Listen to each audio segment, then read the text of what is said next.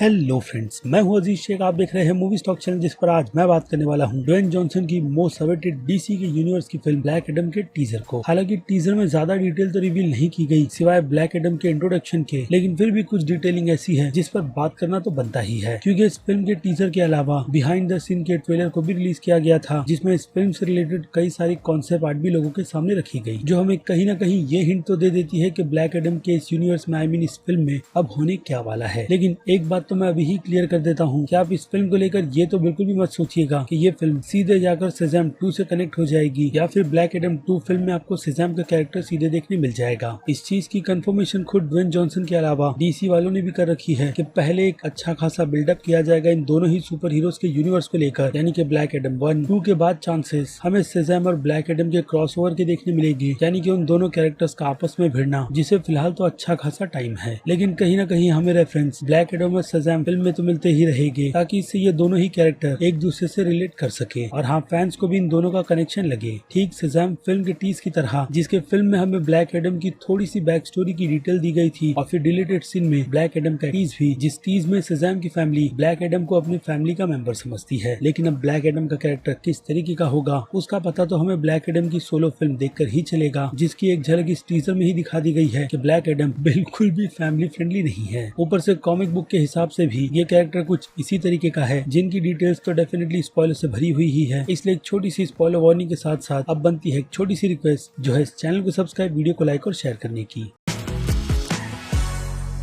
तो फ्रेंड्स, तो सबसे पहले बात करें ब्लैक एडम फिल्म के टीजर के बारे में, तो बेसिकली ये टीजर कम और फिल्म का ओपनिंग सीन ज्यादा था, जिसमें ऑब्वियसली खंदार को ही एक्सप्लोर किया जा रहा है, जिसे एक्सप्लोर करते हुए हम टीजर में इसिस के साथ मेहरबान केंजारी की कैरेक्टर को देखते हैं, तो डेफिनेटली एक अलग ही इंटरगैंग होगी जो आइसिस के साथ यहाँ पर मिलकर कुछ न कुछ एक्सप्लोर करने के लिए ही आए हैं। और जिस जगह पर वो लोग खड़े हैं वो एक्चुअल में ब्लैक एडम का मकबरा है, यानी कि टॉम, जहाँ पर विजर्ड्स ने अपनी पावर्स की मदद से ब्लैक एडम को कैद कर दिया था, जो खंदक अब प्रेजेंट की टाइमलाइन में पूरी तरीके से डिस्ट्रॉय हो गया है, या फिर कह लो एक हिस्ट्री की जगह बन गई है जहाँ से इतिहास जुड़ा हुआ है। लेकिन फिर भी यहाँ पर कई सारे राज दफन है, जैसे कि ब्लैक एडम खुद, जिसने सबसे पहले ब्लैक एडम बनकर खंदक को ही अपने कब्जे में ले लिया था। बाकी कौन से पार्ट में हम जायंट ड्वेन जॉनसन के कैरेक्टर को भी देख सकते हैं, जिसके पास जब ब्लैक एडम की पावर्स नहीं थी तब वो किस तरीके से इस खंदक की सिटी में रहता था और वहाँ के किंग एंड क्वीन को सर्व करता था, वही डिटेल ये कौन से पार्ट हमें देती है। और बाकी की कौन से पार्ट जो इसके पहले रिलीज की गई थी उनमें हमें स्लेवरी भी दिखाई गई थी, जिससे निकल कर ब्लैक एडम इस पूरे के पूरे खंदक को अपने कंट्रोल में ले लेता है।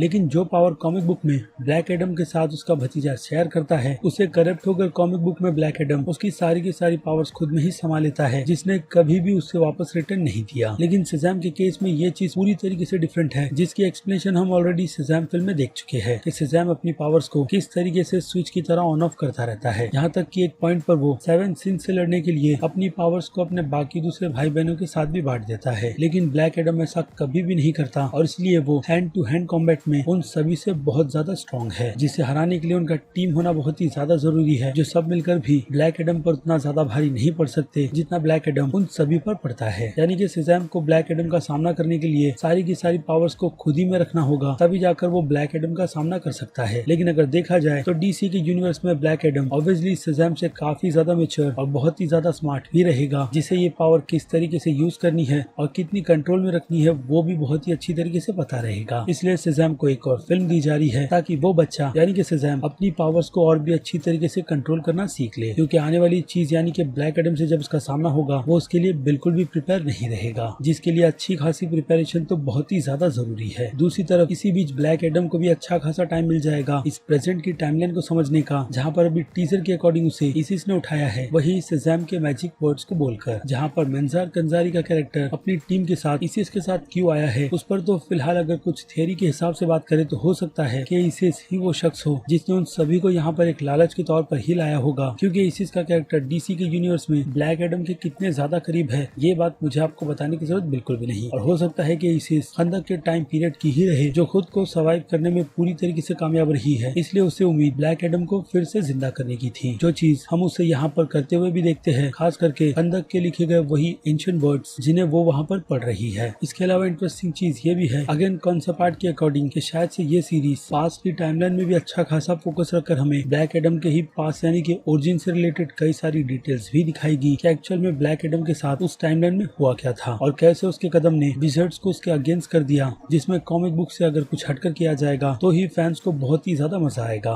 क्योंकि ऑलरेडी वो चीज शज़ैम के यूनिवर्स में चल रही है जिसे रिपीट ब्लैक एडम की कहानी में तो बिल्कुल भी नहीं करना चाहिए, जो कि अब डॉक्टर शिवाना से हटकर एक तो इसिस के कैरेक्टर पर आ गई है और एक अलग ही बैक स्टोरी पर, जिसमें अब हम जस्टिस सोसाइटी के मेंबर भी देखने वाले हैं जिन्हें ब्लैक एडम कैसे ज्वाइन करेगा कैसे नहीं, वो भी एक काफी बड़ा क्वेश्चन मार्क है, क्योंकि उसी टीम से हम डीसी यूनिवर्स के अच्छे खासे नॉन सुपर हीरोज को भी देखने वाले हैं, खास करके डॉक्टर फेथ के कैरेक्टर को जो पुरानी जस्टिस सोसाइटी के मेंबर्स को छोड़कर नई टीम बनाने पर क्यों आया है, वो भी अलग अलग सुपर हीरोज की। अगेन ये सारे के सारे टॉपिक बहुत ही ज्यादा इंटरेस्टिंग है, जिसे लेकर फैंस तो बहुत ही ज्यादा एक्साइटेड होने वाले हैं। लेकिन बात रही जस्टिस सोसाइटी के बाकी दूसरे सभी के सभी मेंबर्स की जिन्हें हम इस फिल्म में देखने वाले हैं, जैसे कि doctor faith, cyclone, atom smasher और हॉकमैन को भी, जिसके बिहाइंड द सेट में हमें उसकी स्पेसशिप का भी काफी क्लोजर लुक दिखाया जाता है, क्योंकि डॉक्टर फेथ और हॉकमैन ही जस्टिस सोसाइटी के सबसे पुराने मेंबर है। लेकिन अगेन 5000 साल पहले की बात करें तो इस जस्टिस सोसाइटी की टीम में जब डॉक्टर फेथ और हॉकमैन रहेगी तो वो उन दोनों का बिल्कुल अलग वर्जन होगा, क्योंकि ईयर भी मैटर करता है, जिसके टाइम टू टाइम ये दोनों ही कैरेक्टर बदलते रहते हैं, लेकिन इनके नाम यानी कि टाइटल नहीं, जो एक से दूसरों को पास होता हुआ चला जाता है ताकि वो लोग उनके नाम की लेगेसी को जिंदा रख सके। लेकिन फिलहाल तो इन सभी के सभी कैरेक्टर्स के लोगोस और कॉस्ट्यूम के बस एक ग्लिम्स ही दिए गए हैं, अगेन पूरी की पूरी डिटेल बिल्कुल भी नहीं, जिनमें से सबसे बड़ा रीजन तो इस फिल्म का लेट रिलीज होना है, जो इस साल नहीं बल्कि नेक्स्ट ईयर 29 जुलाई को रिलीज होगी। ऐसे में काफी सारी चीजों को अभी ही रिवील कर दिया गया तो फिर चीजें बिल्कुल भी ठीक से निकल कर नहीं आएगी। बाकी बात करें जस्टिस सोसाइटी के इन मेंबर्स को इस फिल्म में इंक्लूड करने की, तो हो सकता है कि उसे लेकर प्लानिंग HBO मैक्स की स्पिन ऑफ सीरीज की गई हो या फिर एक अलग ही यूनिवर्स की फिल्म की, इसलिए इन कैरेक्टर्स को भी इंक्लूड कर फैंस को अगेन इसी फिल्म से टीज भी दिया जा रहा है कि डीसी का यूनिवर्स ड्वेन जॉनसन की ही अकॉर्डिंग पहले जैसा बिल्कुल भी नहीं रहा, जिसकी शुरुआत इसी फिल्म से होने वाली है। और हाँ, एक और अच्छी बात ये भी है कि 5000 साल के पहले के जो इवेंट हम इस फिल्म में देखेंगे वो उसी टाइमलाइन के हैं जिस टाइमलाइन में जैक स्नाइडर के वर्जन की जस्टिस लीग फिल्म हमें पास की स्टोरी दिखाती है, वो भी तब जब डार्क साइड और पर आया था। लेकिन फिलहाल तो जैक स्नाइडर के वर्जन का इस ब्लैक एडम की फिल्म से अभी के लिए तो कोई भी लेना देना है नहीं, जिसकी कंफर्मेशन हो सकता है कि मेरे इस वीडियो के बनाने के बाद हो गई हो या फिर नहीं भी, क्योंकि इस वीडियो को मैं तभी रिकॉर्ड कर रहा हूँ जब डीसी के फैंडम के इवेंट लाइव चल रहे थे। खैर तो अब आते हैं फिर से ब्लैक एडम पर, खास करके उसके कॉस्ट्यूम पर, जिसकी कॉस्ट्यूम की डिजाइनिंग टीजर में ही कमाल की लग रही है। बाकी बिहाइंड द सेट की इमेजेस तो लीक हो ही चुकी है, जिसमें हमें भले से ही ब्लैक एडम का सूट इतना क्लियर तरीके से बिल्कुल भी ना दिख रहा हो, जिसे मैंने अपने इंस्टाग्राम अकाउंट पर पोस्ट कर रखा है, लेकिन फिर भी वो उम्मीद तो देता ही है कि सूट फिल्म में हमें किस तरीके का देखने मिलेगा, क्योंकि डिटेलिंग का काम तो इस फिल्म के रिलीज हुए टीजर ने ही कर दिया है। जिस तरीके की डिटेलिंग अब हम शज़ैम 2 फिल्म में भी देखने वाले हैं, यानी कि शज़ैम की फैमिली के सारे कॉस्ट्यूम्स में, जिनका रीजन हो सकता है कि उस फिल्म में बिल्कुल अलग हो या फिर उसका भी लेना देना ब्लैक एडम की फिल्म से ही रहेगा, क्योंकि अब ब्लैक एडम भी शज़ैम के यूनिवर्स का कहीं ना कहीं तो हिस्सा बन ही चुका है और उसके जिंदा होने से हो सकता है कि जो पावर कहीं ना कहीं आधी रुकी हुई हो और पूरी तरीके से खुल गई है, इसलिए सूट में अपग्रेड हमें उस फिल्म से लेकर इस ब्लैक एडम फिल्म में देखने मिलेगा, या फिर बस ये एक थियरी ही है जिनका एक दूसरे से कोई भी लेना देना नहीं। बाकी अब ब्लैक एडम फिल्म के उस टीजर की बात करें अगेन कॉन्सेप्ट आर्ट को मिलाकर, तो फिलहाल तो फिल्म टीज कुछ इसी तरीके का दे रही है कि खंदक में कई 100 साल बाद सोकर गहरी नींद से उठने के बाद ब्लैक एडम अपने खंदक को फिर से बनाना चाहता है, यानी कि वो अपना राज्य पहले की ही तरह और बढ़ता हुआ देखना चाहता है, जिसके लिए उसे विज़र्ड ने रोक लिया था। और अब इसमें ब्लैक एडम कितना सक्सेस होता है या फिर कॉमिक बुक की तरह ब्लैक एडम भी खंदक जैसी खुद की सिटी पर ही कंट्रोल रखेगा, वो सारी चीजें होगी या फिर कुछ अलग, इसके लिए बस हमें फिल्म के रिलीज का वेट ही करना है। जिसे लेकर आपका एक क्वेश्चन और भी है अगेन टीजर को देखने के बाद कि क्या ये फिल्म आर रेटेड होगी भी या नहीं, जिसके चांसेस फिलहाल तो मुझे अभी के लिए बहुत ही ज्यादा कम लग रहे हैं। और अगर उनके रीजन की बात करें तो सबसे बड़ा और पहला रीजन है ड्वेन जॉनसन, जिनके नाम से ही ऑडियंस फिल्म में थिएटर में देखने के लिए आती है। ऊपर से जिस तरीके का ट्रीटमेंट इस फिल्म को दिया जा रहा है उसे देने की जिम्मेदारी फिल्म के डायरेक्टर जामी कॉलेट सेरा पे है, जिन्होंने इस फिल्म से पहले जंगल क्रूज जैसी फिल्म भी बनाई है डिज्नी के लिए, और उस फिल्म में भी कुछ मोमेंट्स देखकर ऐसे ही लगते हैं कि उन मोमेंट्स को आर रेटेड में होना चाहिए था, लेकिन वो सारे के सारे मोमेंट्स फिल्म के PG-13 में है। तो वैसा ही कुछ इस फिल्म के साथ भी रहेगा, जिसकी अभी के लिए तो डीसी वालों को बहुत ही ज्यादा जरूरत है, यानी कि फैन बेस जो जितना जल्दी बने उतना ही ज्यादा अच्छा रहेगा। जिसे लेकर अब आपकी क्या राय है उस बारे में मुझे कमेंट कर जरूर बताइएगा, क्योंकि अब वक्त है वीडियो को यहीं पर खत्म करने का। मैं हूँ अजीज शेख, आप देख रहे थे मूवी स्टॉक चैनल, जिसे अगर आपने अभी तक सब्सक्राइब नहीं किया है तो सब्सक्राइब कर लीजिए और बगल में बने हुए इस बेल आइकन के साथ साथ नोटिफिकेशन को भी ऑल पर क्लिक कर दीजिएगा। बाकी मैं मिलूंगा जल्दी आपसे दूसरी किसी वीडियो में किसी और फिल्म या फिर किसी और सीरीज के टॉपिक पर बात करते हुए। तब तक के लिए आप मेरे चैनल के बाकी से वीडियोस को भी एंजॉय कीजिए। Till then